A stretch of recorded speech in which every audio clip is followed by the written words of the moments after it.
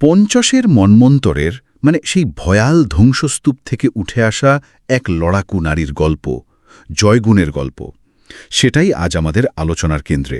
হ্যাঁ, জয়গুণ আর তার সন্তানদের সেই টিকে থাকার লড়াইয়ের গল্প। আর তার প্রেক্ষাপট হল আবু ইসহাকের লেখা বিখ্যাত উপন্যাস সূর্য দীঘল বাড়ি।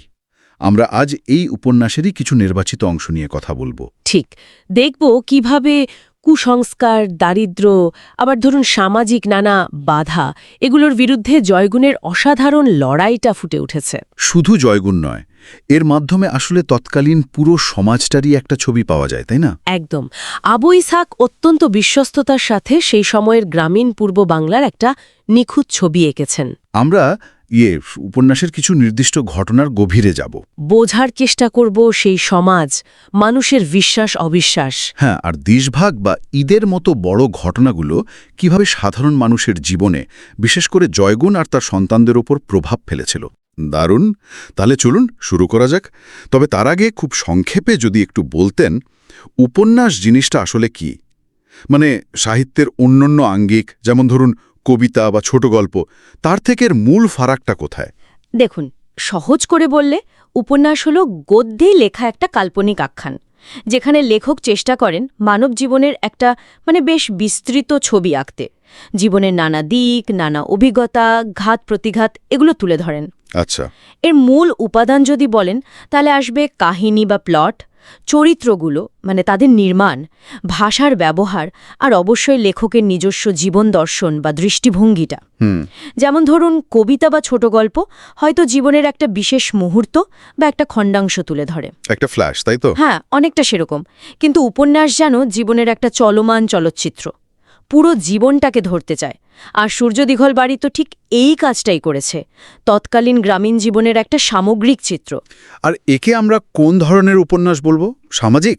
হ্যাঁ, মূলত সামাজিক উপন্যাস, তবে এর মধ্যে আঞ্চলিকতার উপাদানও খুব প্রবল, তাই সামাজিক বা আঞ্চলিক দুটোই বলা চলে। আচ্ছা, এই যে গ্রামীণ জীবন বা সামাজিক উপন্যাস, বাংলা সাহিত্যে এই ধারার শুরুটা কিভাবে হয়েছিল? আবু ইসহাক ঠিক কোন সময়ের বা কোন ধারার লেখক? বাংলা উপন্যাসের যাত্রা তো শুরু সেই ১৯ শতকে, মূলত পাশ্চাত্য সাহিত্যের প্রভাবে। বঙ্কিমচন্দ্র? হ্যাঁ, বঙ্কিমচন্দ্র চট্টোপাধ্যায়, তারপর রবীন্দ্রনাথ ঠাকুর, শরৎচন্দ্র চট্টোপাধ্যায়, এনারা তো ভিত্তিটা তৈরি করেছিলেন। তাদের পরে তারাশঙ্কর, বিভূতিভূষণ, মানিক বন্দ্যোপাধ্যায়, এরা বাংলা উপন্যাসের জগৎটাকে আরও অনেক বিস্তৃত করেন। বিশেষ করে গ্রামীণ জীবন আর সাধারণ মানুষের কথা তাদের লেখায় খুব জোরালোভাবে উঠে আসে। ঠিক। এরপর ধরুন দেশভাগ হল, পূর্ব বাংলার সমাজ, সংস্কৃতি, মানুষের আশা আকাঙ্ক্ষা, সংকট, এগুলো নিয়ে কিন্তু একটা স্বতন্ত্র ধারা তৈরি হতে থাকল। আবু ইসহাক সেই ধারারই একজন? একদম। আবু ইসহাক সেই ধারারই একজন অত্যন্ত গুরুত্বপূর্ণ লেখক। তিনি তার লেখায় সবসময় মাটি ও মানুষের খুব কাছাকাছি থাকতে চেয়েছেন, তুলে ধরেছেন গ্রামীণ জীবনের কঠিন বাস্তবতাগুলো, যা আমরা সূর্য দীঘল বাড়িতে খুব স্পষ্ট দেখতে পাই। বোঝা গেল। তাহলে এবার সূর্য দীঘল বাড়ির মূল কাহিনীতে আসা যাক। সময়কালটা তো বললেন ৫০-এর মন্বন্তরের ঠিক পরপর। জয়গুণের গ্রামে ফিরে আসার প্রেক্ষাপটটা যদি একটু বলেন। হ্যাঁ, সময়টা ধরুন ১৯৫০-এর দশকের শুরু। ৪৩-এর মন্বন্তরে সেই ভয়াবহ ক্ষত তখনও কিন্তু মানুষের মনে সমাজের দগদগে। অবশ্যই। দুর্ভিক্ষ তো বহু মানুষের জীবন একেবারে ওলটপালট করে দিয়েছিল। জয়গুণও তাদেরই একজন। স্বামী তাকে তাড়িয়ে দিয়েছে, তার একটি সন্তান, কোলে সন্তান, সেও মারা গেছে দুর্ভিক্ষে। তখন সে তার বাকি ২ সন্তান, ছেলে হাসু আর মেয়ে মায়মুন, ওদের নিয়ে নিজের গ্রামে ফিরে আসে। কিন্তু তার বাবার বাড়ি বা স্বামীর বাড়ি কোথাও তার আর জায়গা হয় না, সব হাতছাড়া হয়ে গেছে। হ্যাঁ, হয়তো বিক্রি হয়ে গেছে বা অন্য কোনোভাবে বেহাত। তখন একেবারে নিরুপায় হয়ে তাকে আশ্রয় নিতে হয় গ্রামের এক প্রান্তে একটা পোড়ো বাড়িতে। ওই বাড়িটারই নাম সূর্য দীঘল বাড়ি। এই সূর্য দীঘল বাড়ির নামটা আর এর সাথে জড়িয়ে থাকা বিশ্বাসগুলো, এগুলো তো বেশ অদ্ভুত, তাই না? কেন মানুষ বাড়িটাকে এত ভয় পেত? গ্রামের মানুষের মধ্যে একটা বেশ গভীর কুসংস্কার ছিল যে বাড়ি যদি পূর্ব পশ্চিমে লম্বা হয়, সূর্য যেদিকে ওঠে আর ডোবে সেদিকে যদি প্রসারিত হয়, তাহলে সেই বাড়িতে বাস করলে নাকি বংশ টেকে না। বংশনির্বংশ হয়ে যায়। হ্যাঁ, এরকম একটা ভয়। এটা শুধু সাধারণ ভয় না, এর সাথে জড়িয়ে ছিল বংশমর্যাদা রক্ষা, ভবিষ্যৎ প্রজন্ম নিয়ে একটা সামাজিক ভীতি। এমন বাড়িতে বাস করা মানে তো অনেকটা একঘরে হয়ে যাওয়ার ঝুঁকি। শুধু তাই নয়, বাড়িটা নিয়েও তো নানা রকম ভয়ের গল্প চালু ছিল লোকমুখে। ঠিক, অনেক রকম গল্প। যেমন ধরুন, অনেক আগে খাদেম নামে এক লোক তার পরিবার নিয়ে এই বাড়িতে উঠেছিল, কিন্তু অল্প দিনের মধ্যেই নাকি তার ছেলেমেয়েরা পরপর মারা যায়। সে ভয়ে বাড়ি ছেড়ে পালিয়ে যায়। আচ্ছা। আবার গ্রামের গদু প্রধান, বেশ অবস্থাপন্ন লোক, সে একবার এই বাড়ির পাশ দিয়ে যাওয়ার সময় তার বাজার থেকে কেনা ইলিশ মাছ নাকি ভূতে কেড়ে নিয়েছিল। ইলিশ মাছও? হ্যাঁ, আর রহমত কাজী নামে আরেকজন নাকি গভীর রাতে এই বাড়ির পুরনো গাবগাছটায় একটা ছায়ামূর্তিও দেখেছিল। বাড়িটা এমনিতেই জঙ্গলে স্যাঁতস্যাঁতে একটা ভুতুরে পরিবেশ। কিন্তু এত ভয়, এত গল্প সত্ত্বেও জয়গুণকে সেখানেই উঠতে হলো। হ্যাঁ, কারণ তার আর কোনো উপায় ছিল না। সাথে আবার জুটেছিল তার মৃত ভাসুরের স্ত্রী আর তার ছেলে শফি। মানে এই চরম অসহায়তা, এই ডেসপারেশন, এটাই তাদের বাধ্য করেছিল অভিশপ্ত জেনেও ওই বাড়িতে উঠতে। আর এই অসহায়তার সুযোগ নিতেই বোধহয় জোবেদ আলী ফকিরের আগমন ঘটেছিল। হ্যাঁ, অনেকটা সেরকমই। জোবেদ আলী ফকির এসে হাজির। সে দাবি করল বাড়িটায় ভূতের আছড় আছে, আর সে তাবিজ কবজ দিয়ে বাড়িটাকে বন্ধ করে দিতে পারবে। টিপিক্যাল ফকিরি কারবার। সে কিছু মন্ত্রতন্ত্র পড়ে বাড়ির চালকোণে তাবিজ পুঁতে দিল, কিন্তু এর বিনিময়ে সে চাল পয়সা তো চাইলই, এমনকি জয়গুণের ঘরের পিতলের কলসিটা আর বাঁশঝাড়ের কয়েকটা বাঁশ পর্যন্ত দাবি করে বসল। বলেন কি? শুধু তাই ন, বলল প্রতি বছর এসে নাকি তাবিজ বদলাতে হবে, আর তার জন্য আবারও দক্ষিণা দিতে হবে। এখানেই তো জয়গুণের চরিত্রের একটা অন্য দিক আমরা প্রথম দেখতে পাই। মানে সে মুখ বুজে সব মেনে নেয়নি, ফকিরের সাথে তার একটা সংঘাত হয়। একদম, এই ঘটনাটা খুব গুরুত্বপূর্ণ। ফকির শুধু তাবিজ দিয়েই কিন্তু থামেনি, সে জয়গুণের অসহায়তার সুযোগ নিয়ে একটু অশালীন ইঙ্গিত করতে শুরু করে। আচ্ছা। একদিন বৃষ্টির রাতে জয়গুণকে একা পেয়ে সে যখন তার হাত ধরতে যায়, জয়গুণ আর সহ্য করতে পারে না। হাতের কাছে ছিল পান খাওয়ার চুনের একটা ছোট কৌটা, যেটাকে নুট বলে। হ্যাঁ হ্যাঁ। সেটা সে ছুঁড়ে মারে ফকিরের মুখে, আর তীব্র ভাষায় তাকে বাড়ি থেকে বেরিয়ে যেতে বলে। এরপর ফকির আর ওই মুখো হয়নি। বাহ। জয়গুণ তখন শফির মাকেও খুব স্পষ্ট করে জানিয়ে দেয় ওই ফকিরের সুরক্ষার তাদের আর দরকার নেই। এই ঘটনাটা জয়গুণের শুধু আত্মমর্যাদাবোধই দেখায় না, এটা বুঝিয়ে দেয় যে সে পরিস্থিতির শিকার হলেও সব অত্যাচার মুখ বুজে সহ্য করার মানুষ সে নয়। সে রুখে দাঁড়াতে জানে। এই যে রুখে দাঁড়ানো, টিকে থাকার লড়াই, এর মধ্যেই তাদের প্রতিদিনের জীবনটা চলত কিভাবে? খাবারের সংস্থান হতো কোথা থেকে? কি খেত তারা? জীবন ছিল এক কথায় দুঃসহ। হয়তো দিনের পর দিন শুধু পান্তা ভাত, সাথে একটু পোড়ামরিচ বা নুন, এটুকুই। মা হিসেবে জয়গুণ হয়তো নিজের অজান্তেই ছেলে হাসুকে একটু বেশি ভাত দেয়, যেটা তার ছোট বোন মায়মুন নীরবে বেখে কিন্তু কিছু বলে না। জয়গুণ নিজে বাঁচার পথ খোঁজে। সে কি করে? ময়মনসিংহ শহর থেকে কম দামে চাল কিনে আনে, তারপর গ্রামে গ্রামে ঘুরে সেই চাল বিক্রি করে। ফেরি করে? হ্যাঁ, ফেরি করে। এতে যা সামান্য লাভ হয় তাই দিয়ে কোনোমতে সংসারটা চলে। আর মেয়ে মায়মুন, বয়স মাত্র 10, সেই কিন্তু ঘরের প্রায় সব কাজ সামলায়, রান্না করা, বাসন মাজা, ঘরদোর গোছানো। এর মধ্যেই তো একদিন তাদের পোষা হাঁসটা ডিম পাড়ে, যেটা মায়মুনের জীবনে একটুখানি আনন্দের কারণ হয়। কিন্তু সেটাও তো আবার একটা নতুন সংঘাতের জন্ম দেয়, তাই না? হ্যাঁ, ঠিক। মায়মুন তো খুব খুশি হয় ডিমটা পেয়ে। তার শিশু মন স্বপ্ন দেখতে শুরু করে, ডিম ফুটে হাঁসের বাচ্চা হবে, কত আনন্দ। স্বাভাবিক। কিন্তু জয়গুণ হয়তো সংসারে একটু মঙ্গল কামনায় বা চিরাচরিত ধর্মীয় সংস্কার বসে সে ঠিক করে প্রথম ডিমটা মসজিদের মোল্লা সাহেবকে দেওয়া হবে। মায়মুন খুব কষ্ট পায়, আশাহত হয়। কিন্তু তার চেয়েও বড় আঘাতটা আসে যখন মসজিদের ইমাম জয়গুণের দেওয়া ডিমটা ঘৃণা ভরে প্রত্যাখ্যান করেন। প্রত্যাখ্যান করেন? কেন? কারণটা কি ছিল? ইমামের যুক্তি ছিল জয়গুণ একা একা শহরে যায়, ব্যবসা করে ফেরে, অর্থাৎ সে বেপর্দা নারী। তার রোজগারের টাকায় কেনা মুরগির ডিম নাকি মসজিদে দেওয়া চলবে না। কি সাংঘাতিক কথা! এটা শুধু জয়গুণের ব্যক্তিগত অপমান নয়, কিন্তু এটা তৎকালীন সমাজের ভণ্ডামি, দ্বিচারিতা আর ধর্মের নামে চলা অবিচারের একটা মারাত্মক উদাহরণ। যে সমাজ একজন স্বামী পরিত্যক্তা নারীর নিজের পায়ে দাঁড়ানোর চেষ্টাকেই বাঁকা চোখে দেখছে, তার ধর্মীয় আবেগ বা নিবেদনকেও সন্দেহের চোখে ফেলছে। এই ঘটনায় ছেলে হাসুর প্রতিক্রিয়া কি হয়েছিল? সে তো নিশ্চয়ই খুব রেগে গিয়েছিল। হাসু জয়গুণের বড় ছেলে। সে মায়ের এই অপমানটা একেবারেই সহ্য করতে পারে না। সে ভীষণ রেগে যায়। সে কি করে? সবার অলক্ষ্যে ডিমগুলো নিয়ে বাজারে চলে যায় এবং বিক্রি করে দেয়। তাই নাকি? হ্যাঁ, আর সেই টাকা দিয়ে সে বোনের জন্য কেনে কাচের চুড়ি, আর তার আরেক ভাই, ছোট ভাই কাশু, তার জন্য কেনে একটা চরকি আর কিছু তিলের কদমা। বাহ, এটা তো একদিকে ভাই বোনের প্রতি তার ভালোবাসা, আবার হ্যাঁ, অন্যদিকে সমাজের ওই অন্যায়ের বিরুদ্ধে, বিশেষ করে ইমামের ওই আচরণের বিরুদ্ধে তার একটা নীরব কিন্তু খুব জোরালো প্রতিবাদ। এই যে কাসুর কথা বললেন, তার ব্যাপারটা একটু বুঝিয়ে বলবেন কি? মানে জয়গুণের সাথে তার সম্পর্কটা ঠিক কেমন ছিল? সে তো জয়গুণের সাথেই থাকত না। না, কাসু হল জয়গুণের দ্বিতীয় স্বামী, করিম বক্সের ছেলে। মন্বন্তরের সময়ে যখন খুব অভাব, তখন করিম বক্স জয়গুণকে তালাক দেয়।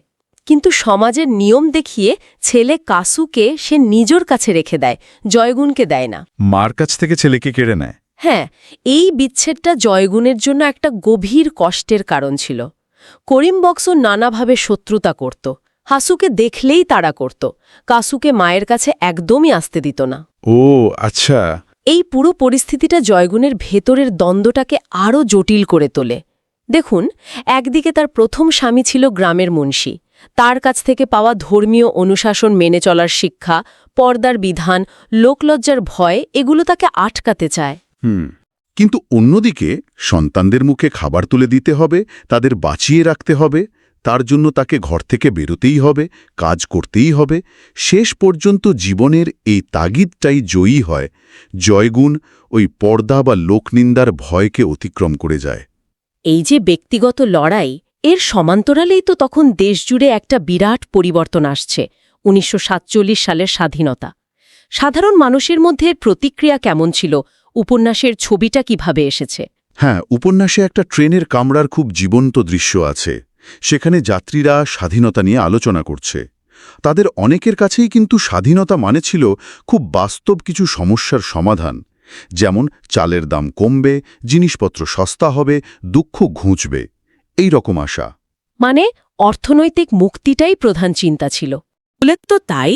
দেশের শাসনভার কার হাতে যাবে, জিন্না নাকি গান্ধী নাকি সুভাষ বসু, এসব নিয়েও নানা জল্পনা কল্পনা চলছে।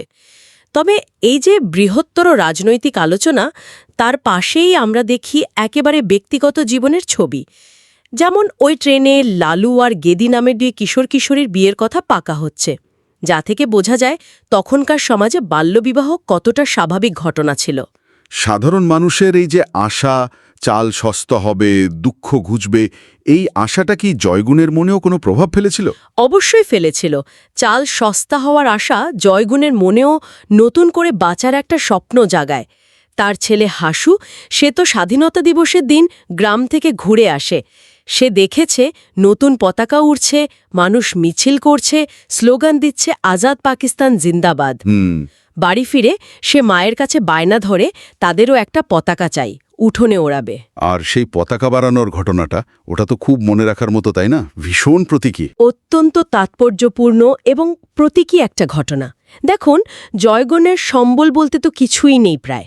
একটা পুরনো কাপড়ের পুটলি আছে, যাতে সে খুব যত্ন করে আগলে রেখেছে তার ফেলে আসা জীবনের কিছু ছেঁড়া স্মৃতি, তার প্রথম স্বামীর পুরনো টুপি পাঞ্জাবি, তার নিজের বিয়ের সবুজ শাড়িটা, আর মন্বন্তরে মারা যাওয়া তার ছোট মেয়েটার একটা জামা।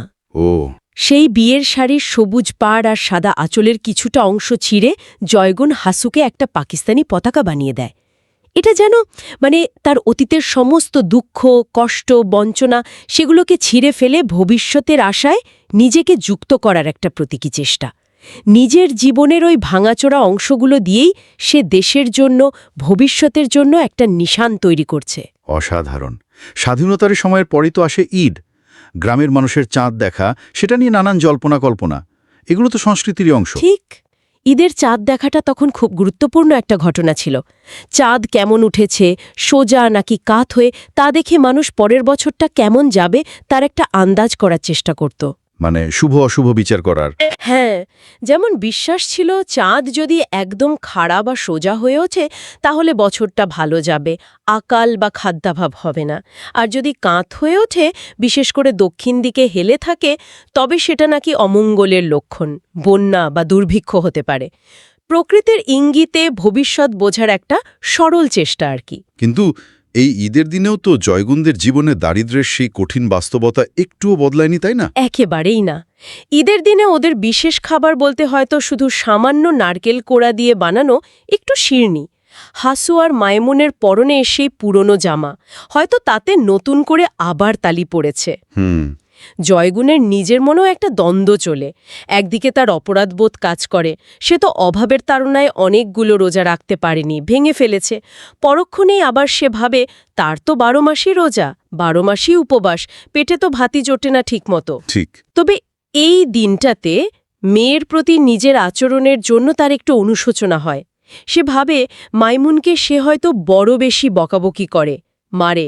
ছেলে মেয়ের মধ্যে এরকম তফাৎ করাটা ঠিক নয়, এই উপলব্ধিটা তার মধ্যে আসে। কিন্তু কি? কিন্তু বাস্তবতার অভিঘাত আবার ফিরে আসে, যখন গ্রামেরই একজন তার 10 বছর বয়সী মেয়ে মাইমুনের জন্য বিয়ের প্রস্তাব নিয়ে আসে।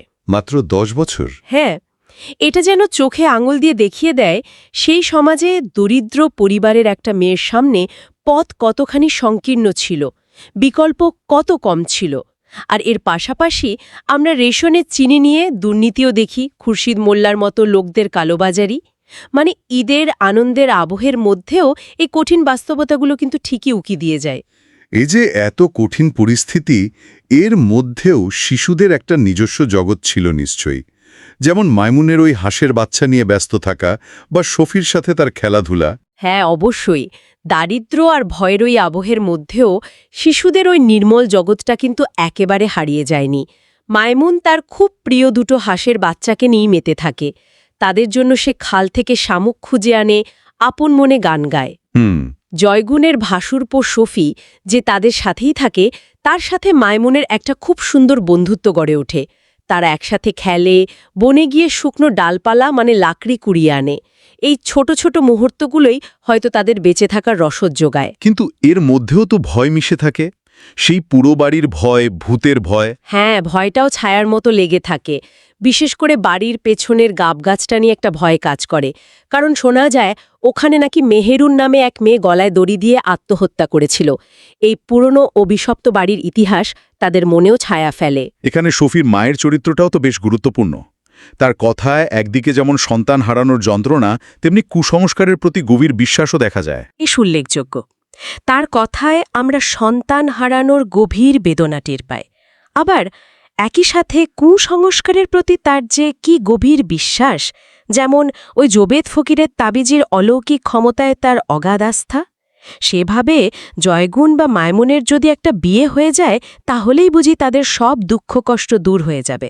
আবার জিনিসপত্রের দাম যে বাড়ছে তা নিয়ে তার আক্ষেপ। সব মিলিয়ে সে যেন ওই সময়ের একজন খুব সাধারণ, দুঃখী, কুসংস্কারে বিশ্বাসী কিন্তু বাস্তববাদী গ্রামীণ নারীর প্রতিচ্ছবি। অন্যদিকে জয়গুনের প্রাক্তন স্বামী করিম বক্স, তার শত্রুতা বা ছেলে কাসুর উপর অধিকার ফালাতে চাওয়ার চেষ্টা, এগুলো তো চলছিলই। এত চাপ সত্ত্বেও জয়গুন কিন্তু দ্বিতীয়বার বিয়ে করতে রাজি হয়নি। একদমই হয়নি। শফির মা বারবার বলেছে, পাড়া প্রতিবেশীরা বলেছে, এমনকি গ্রামের অবস্থাপন্ন লোক, ওই যে গদু প্রধান, সেও যখন তাকে বিয়ের প্রস্তাব দেয়, জয়গুন অত্যন্ত দৃঢ়তার সাথে তা প্রত্যাখ্যান করে। কি বলেছিল সে? সে খুব স্পষ্ট করে জানিয়ে দেয় তার ছেলেমেয়ের মুখের দিকে তাকিয়ে সে আর বিয়ে করবে না।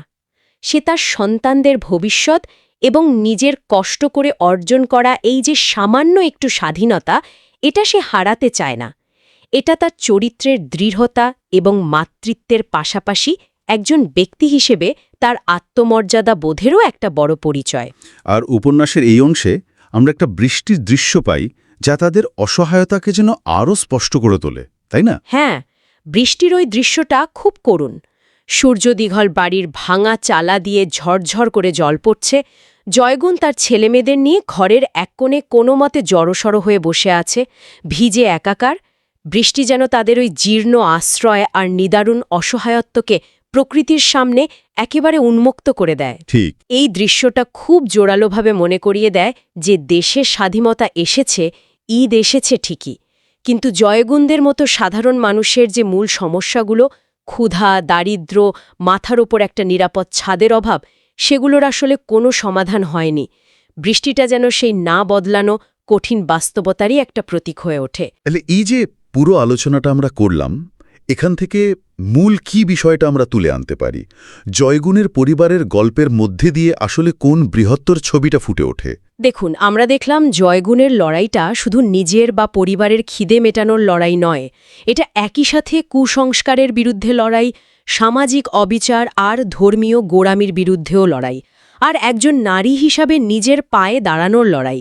ঠিক।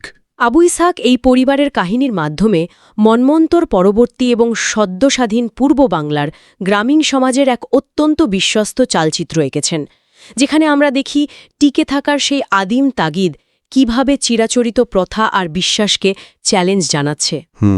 দেশভাগ বা স্বাধীনতার মতো বড় রাজনৈতিক ঘটনা সাধারণ মানুষের জীবনে কি অভিঘাত নিয়ে আসছে, আর পতাকার মতো একটা ছোট জিনিস বা হাঁসের বাচ্চার মতো আপাত তুচ্ছ বিষয়েও কিভাবে চরম হতাশার মধ্যেও আশার আলো দেখাতে পারে, এই সব গভীর বিষয়ে তিনি কিন্তু খুব সহজভাবে স্পর্শ করেছেন।